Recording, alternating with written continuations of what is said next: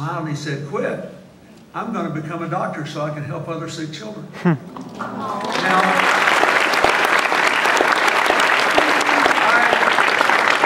I looked at the young girl and I said, "Well, what do you want to do?" She said, "I just want to run a store." She said, "We don't have anything interesting to buy in this village." And one of the couples that was with me gave her the money to start a store. So it was, but I say that to make this point.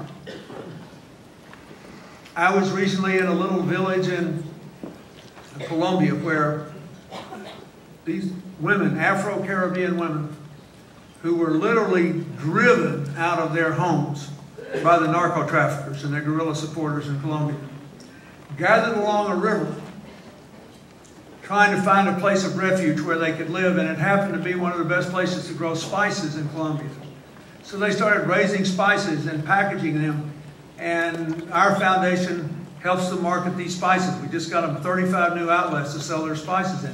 All these women are now making more money than they were back in their home villages. Everywhere I go in the world, I am more and more convinced that intelligence and effort are evenly distributed. Just because 41 other states have higher high school graduation rates than you do, you don't think there are 41 other states where God made the kids smarter, do you? Of course. You know better than that, don't you? Yes. So, this is the beginning of making this leadership core work. You have to ask yourself, if somebody else is doing better than we are, why? And the first thing you've got to mark off the list is that they're smarter than you are. And it's true. I'm telling you, there are Albert Einsteins all over Africa and Latin America and the poorest countries in Southeast Asia, and nobody will ever find them. Why? Because they don't have the opportunities other people have. They don't have the systems, they don't have the investment, they don't have the opportunity. But intelligence and effort are evenly distributed. As a matter of fact, based on my own family's experience, when I was born at the end of World War II, my state, Arkansas, had the second lowest income in the country, barely half the national average. Nobody in my family had ever gone to college. Hardly anybody had ever finished high school. But I had a bunch of my kinfolks who were among the smartest people I'd ever met. And because they were poor, they worked harder than most people do today. So, the first thing you got to start with is what is not the problem. What is not the problem is there's something wrong with the young people of Florida. There is nothing wrong with the young people of Florida.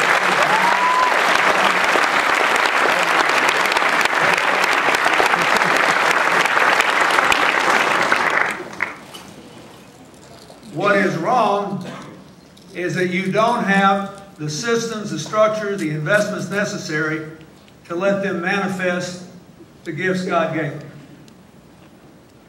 So then you have to say, well, why is that and what do we do about it? And I think you need to see Florida because it's such a microcosm of all the throbbing good things about America in the context of what's going on in the world today. The world we live in is highly interdependent, and it's the most interesting time in human history. That's why this crowd is so much more diverse. But it has three huge problems.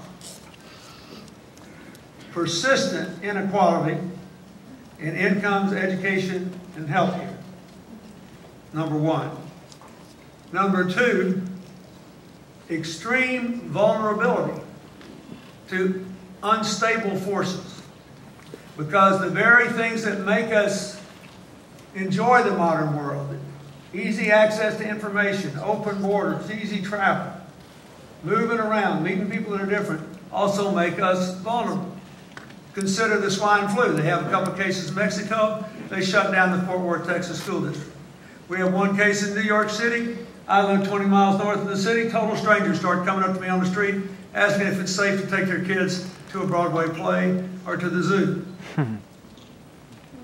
We have a financial meltdown that starts in America. And before you know it, people start looking at the bank books and they're in worse shape in Ireland and Britain than we are. And boom, it happens there. And then all of a sudden these little pension funds and for police officers in small towns in England start failing, and it turns out they invested their money in Iceland, way out in the middle of the North Atlantic. And they were even more heavily leveraged than Ireland, the United Kingdom, and America. The whole Icelandic government fell over. And it made me very sad because I love Iceland.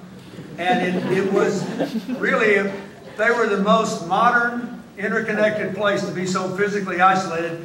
Iceland had the largest percentage of self-made millionaires of any European country before this. And they didn't have anything to do with banking. But now they had to live with this interdependence. Now the Chinese had no money problems. They had $2 trillion. Most of it we gave them buying their stuff. Right? But what happened? Lo and behold, they turned up with 35 million unemployed people. Why? Because the rest of us couldn't buy their stuff anymore. So we're all in this together. That's the first and most important thing. And a lot of the positive forces in the world have negative aspects too. There are positive and negative aspects to our interdependence.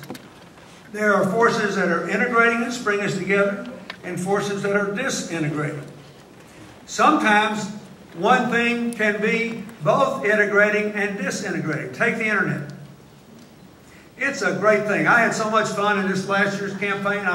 I learned about Facebook and YouTube. And now Hillary's doing this Twitter thing on her trip to Africa. And that was fun. For people our age, that's a hoot, you know. And you can get on the internet and find out anything. It's made me a real whiz-bang at solving crossword puzzles that I otherwise wouldn't be able to solve. And I had a cousin in the mountains in North Arkansas that for a whole year played chess once a week with a guy in Australia because of the internet. They took turns deciding who had to stay up all night because of the time difference. But that same internet was used by the 9/11 terrorists. That same internet can tell you how to make a bomb. So it's positive and negative. The internet gives me access to more information than ever before. I remember when our daughter was at Stanford, she would, because it was 3 hours earlier, and I was still in the White House, she would get the New York Times and Washington Post on the internet at like 1 or 2 o'clock in the morning for me, 11 o'clock for her. She'd be up and read it and call, wake me up if there's something she thought I ought to know about before I went to work the next day. But the internet's also making it much harder for newspapers to survive. So it's an integrating force and a disintegrating force, because no matter how much information you get off the internet, it's never going to be as user-friendly for local news and what's happening in a given community than a local newspaper, or as a local newspaper. So this is an interesting world we're living in. Trade and development and the international flows of money have lifted more people out of poverty in the last 20 years than ever before, but they have reinforced inequality. Since the early 1970s, when America went off the gold standard, there have been only 4 years. That's 37 years. There's been only 4 years since 1972 when income inequality has not increased. Now, it's self-serving for me to say because they were the 4 years of my second term.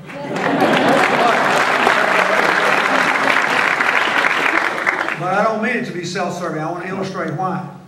Why is we had, in that 4-year period, about 14 million new jobs piled on to the 10 million we'd had in the previous 4, and the labor markets got really tight so that we could afford to have incomes go up without hurting businesses and their competitive position. But the point I'm trying to make is it's hard to do.